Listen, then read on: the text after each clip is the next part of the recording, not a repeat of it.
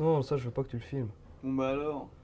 De dire quoi, putain, j'ai buté des gens, j'ai été blessé, Et je vais pas dire ça devant la caméra, putain, j'ai pris mon pied.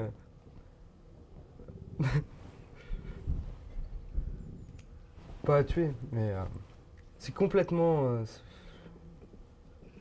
Je sais pas, j'ai perdu mon innocence peut-être. J'ai complètement disjoncté, c'est pas du tout la même vie, c'est complètement différent. Plus les mêmes valeurs. Et pour retrouver les valeurs, pour vivre normalement en France, c'est complètement impossible. Puis pour se réadapter à la vie, quand tu vis pendant plus d'1 an avec une arme à la main, ou. Putain,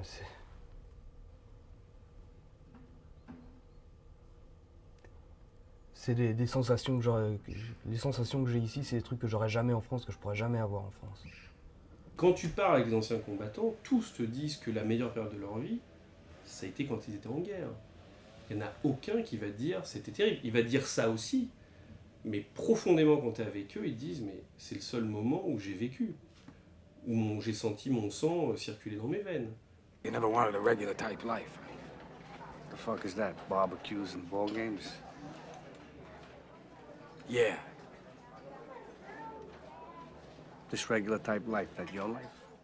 My life? No, my life. No, my life's a disaster zone. Là, dans le film, il est atteint de la même pathologie. Les deux.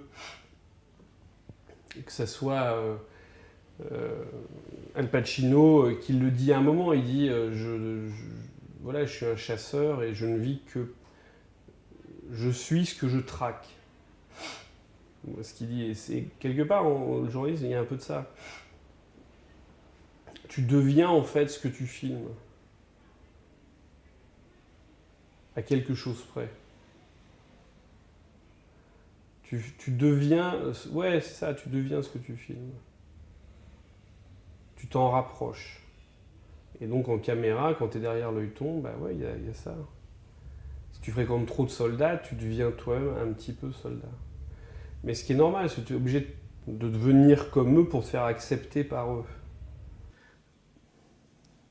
Tu es obligé de te protéger, donc de te déshumaniser un petit peu, au moins en surface, pour pouvoir prendre tout ce que tu vas prendre dans ta caméra, et dans tes yeux, et dans ton cerveau, parce que c'est que de l'émotion violente, pas seulement des morts, tu vois, mais il y a des choses dures, tu vois.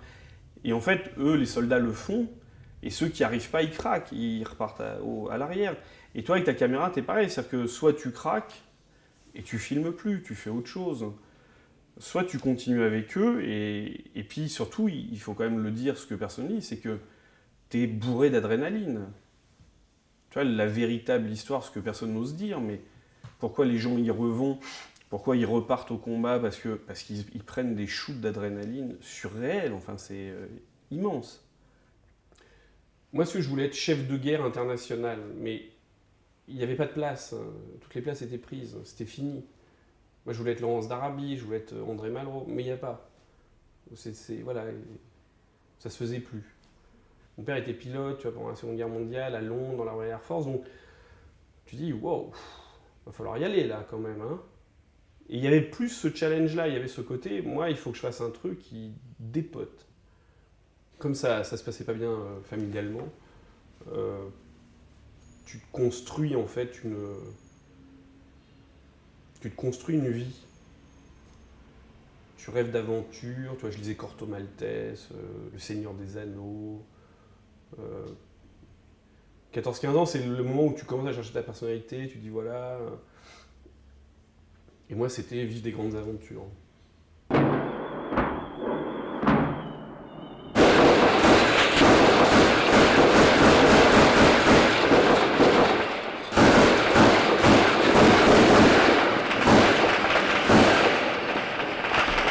Georges!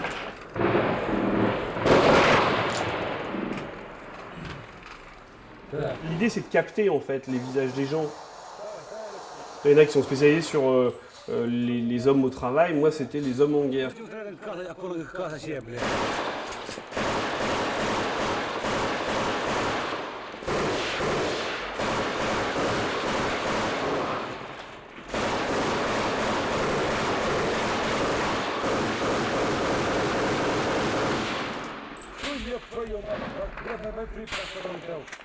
Il n'y a personne qui t'apprend à filmer la guerre, c'est pas vrai, il n'y a pas d'école pour ça.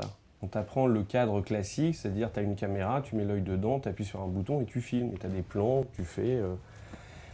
Et en fait, sur le terrain, c'est totalement différent. Il faut que tu prépares ton cerveau tout de suite à aller sur une scène où tu sais qu'il va y avoir, du sang. Parce qu'en fait, le traumatisme, il vient de là, c'est-à-dire que c'est un traumatisme, c'est que ton cerveau n'est pas préparé. Et quand je me suis retrouvé en Birmanie, donc en 88, il y a eu, évidemment ça je ne l'avais pas prévu, il y a eu des scènes assez dures, des scènes de décapitation, entre autres à Ouizara, qui était donc un lieu-dit à Rangoon.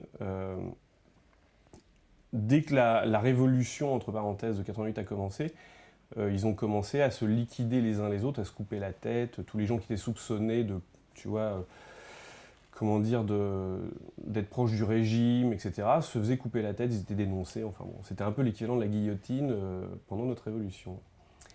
Et évidemment, moi qui arrive là-bas, j'ai pas l'habitude de ça, personne n'a l'habitude de ça, et donc tu arrives et tu t'aperçois, parce que j'en ai filmé plusieurs, que la caméra, en fait, te protège énormément. Tu fermes l'œil et donc tu es en noir et blanc, tu es dans un film noir et blanc.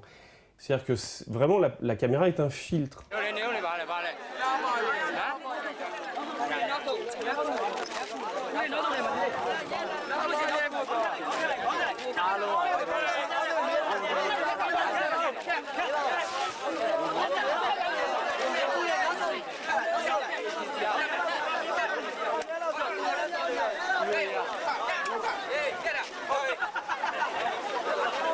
Sauf que cette méthode de filmage va être complètement renversée lorsque je vais me retrouver en Yougoslavie, parce qu'en Yougoslavie, c'était plus du tout la même chose, c'était une guerre urbaine. Tu ouvrais à fond, tu vois, là, tu avais le grand angle, et en grosso modo, tu avançais comme ça, et tu regardais en même temps ce qui se passait, mais toujours est-il que tu avais à peu près tout dans ton champ. Donc tu pouvais avancer, tu vois, tu faisais des plans séquences avec les gens, tu reculais, mais tu avais toujours quelque chose dans le cadre. Toi, tu n'étais pas obligé de la mettre à l'épaule comme ça, de regarder, de fermer l'œil. Parce que quand tu fais ça, il faut que tu laisses l'œil ouvert. Ce qui fait que quand tu avances, tu ne vois que de ce côté-là. Tu ne peux pas voir ce qui se passe de ce côté-là. Et si tu es à Sarajevo, par exemple, tu as un gars qui filmait comme ça, et soudain, il a pris une balle de ce côté-là, qui lui a explosé la caméra et la tête.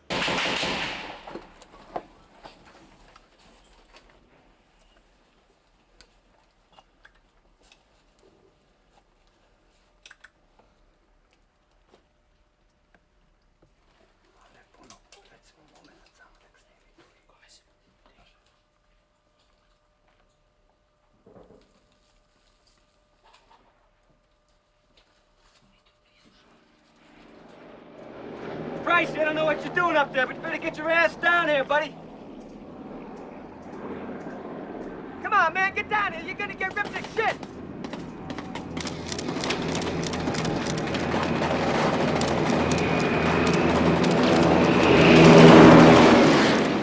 Tu touches du doigt le mystère absolu du métier.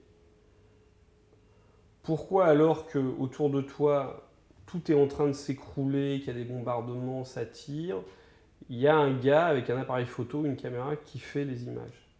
Yeah.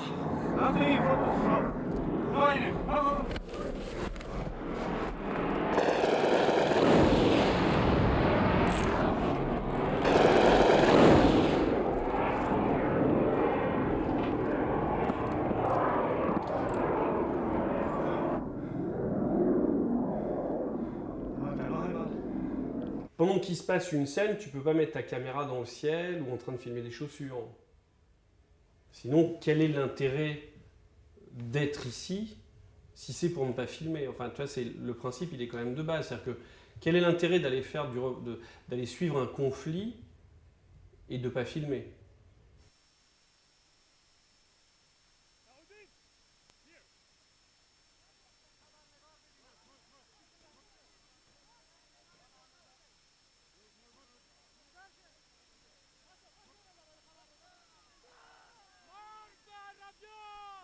Si tu choisis pas ton camp, c'est trop difficile.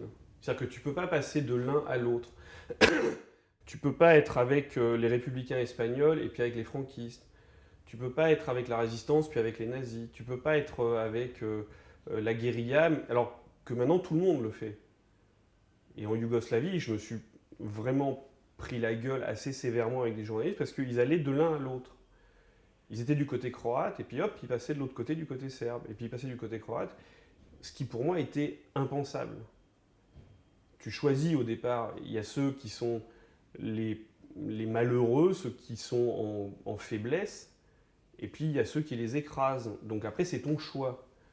Alors après, ils te diront, oui, mais j'étais de l'autre côté pour pouvoir montrer combien, certes, mais néanmoins, ceux qui ont vraiment le plus besoin de parole, c'est ceux qui sont écrasés.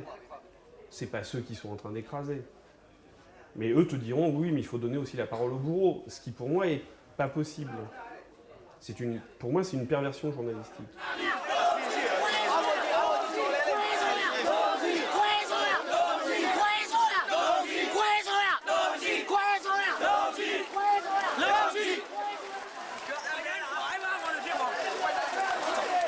Il faut que je sente une sorte d'osmose avec les gens que je filme. Si je meurs là-bas, j'aurais pas honte.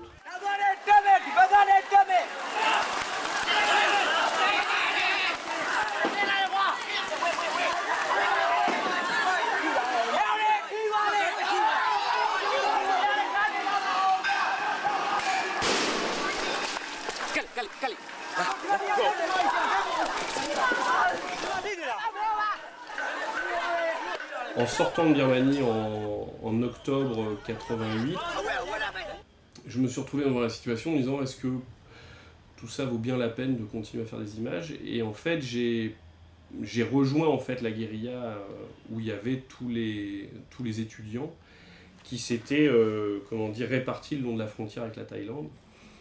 Et je suis resté avec eux pendant quasiment plus d'1 an. Tu vois. Donc j'ai partagé leur quotidien, j'étais dans la jungle avec eux et en fait je me suis retrouvé les armes à la main pendant 1 an avec eux. Jusqu'à ce que Aung San Suu Kyi se fasse arrêter. Donc jusqu'au 18 juillet ou 21 juillet 89.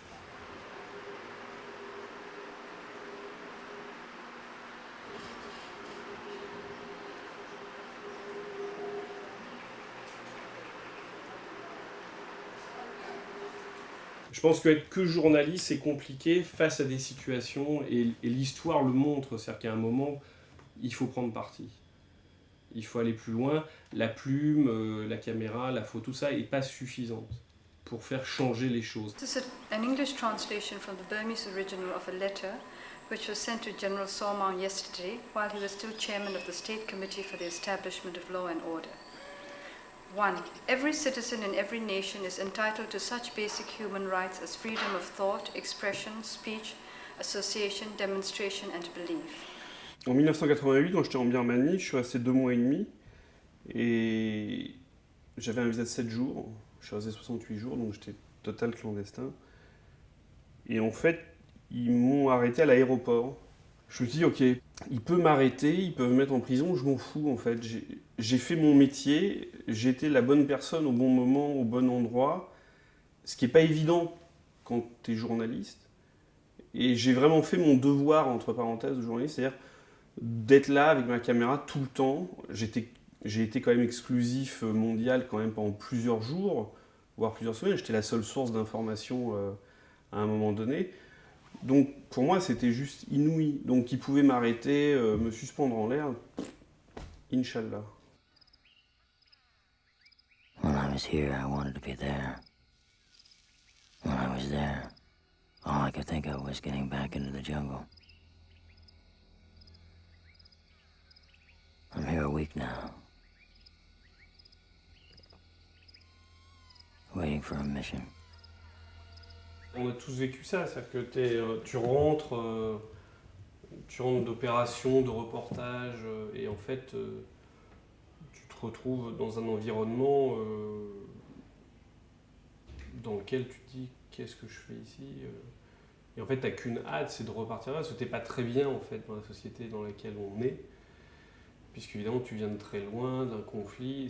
C'est le passage du miroir, et c'est un passage du miroir qui est toujours assez violent. Enfin, moi j'ai mis très longtemps avant d'arriver à faire l'aller-retour avec facilité. Check, pririjeka.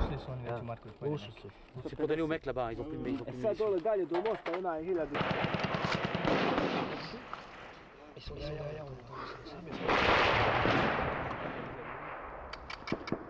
Come on.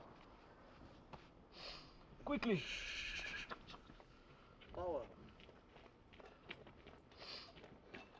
Okay. Guy with RPG. It's good. Une guerre, c'est un peu, tu rentres dans le territoire des morts quand même, quelque part. Tu vois, tu pénètres dans un territoire où il se passe des choses, où quand même les gens meurent à la minute, grosso modo, et pas en accident de voiture. Donc tu pénètres un territoire qui est, je vais pas dire c'est le territoire des ombres, mais il y a un côté comme ça, c'est-à-dire que tu rentres dans une autre dimension. Et cette dimension a été rarement filmée. Tu fais de la mort ta meilleure amie. Faut que tu vois, tu dis voilà, je suis là, je suis désolé, faut que je fasse mon métier, on va devenir potes. Je ne vais pas te déranger dans ton grand travail que tu fais depuis tellement longtemps.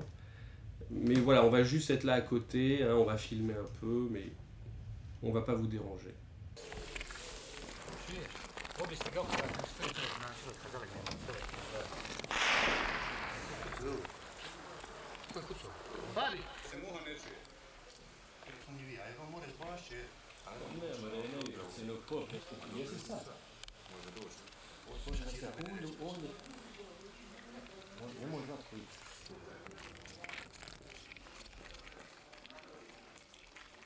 Mais là, on se trouve à 200 mètres, même pas 200 mètres, mais moi, je sais que eux, ils peuvent tirer sur moi, mais moi, j'ai pas peur.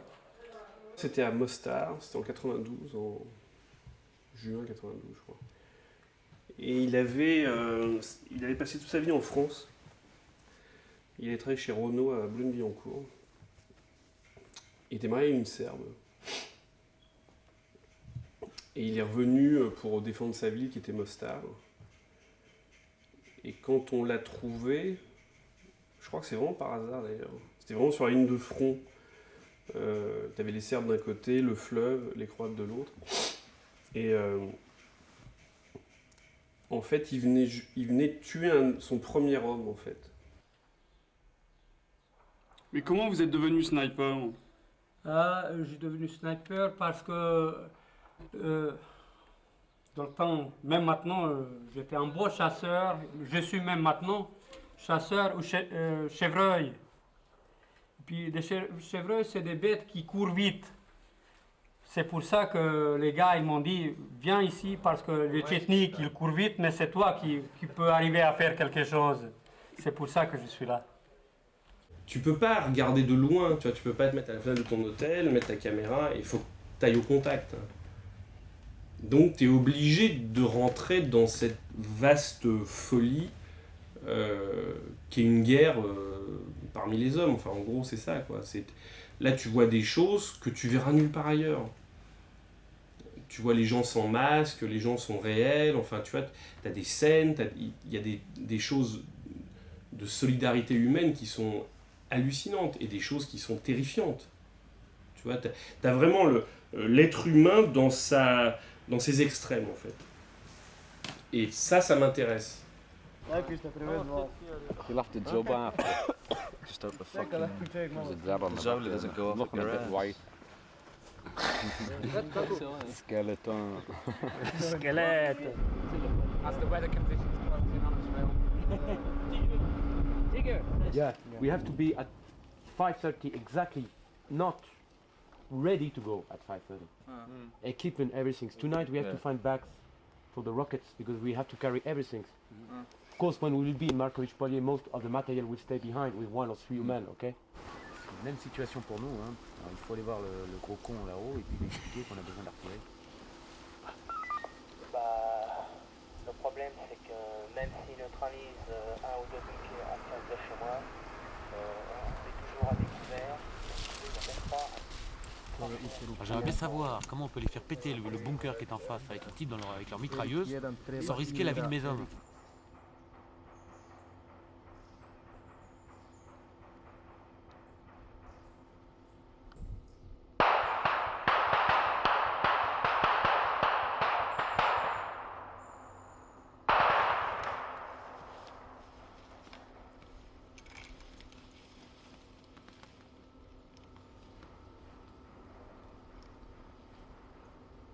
si t'aimes, je sais pas, collectionner les escargots, et ben faut être le plus grand collectionneur d'escargots. Si t'aimes manger, deviens le plus grand critique gastronomique, j'en sais rien, mais voilà, faut faire ce qu'on aime faire, mais il faut le faire jusqu'au bout. Il faut le faire au maximum, jusqu'au péril de sa vie. Et je crois vraiment à ça, c'est-à-dire qu'il faut faire ton métier jusqu'au péril de ta vie. J'en suis persuadé. Un contre 10, ils ont 40 chars, on n'en a pas. Ils ont Oui, 10 oui, canons. exactement, là. Là, on est en plein centre. On a pris un petit village qui s'appelle. Comment ça s'appelle déjà ici? Drenova. Drenova, qui est au centre de leur ligne en fait. Donc on a coupé leur flanc gauche. On va les attaquer sur le flanc gauche. Alors, évidemment, ils sont pas contents, comme on peut l'entendre. Oh là, c'est les éclats qui tombent là-bas. Non, mais ça va aller, t'inquiète.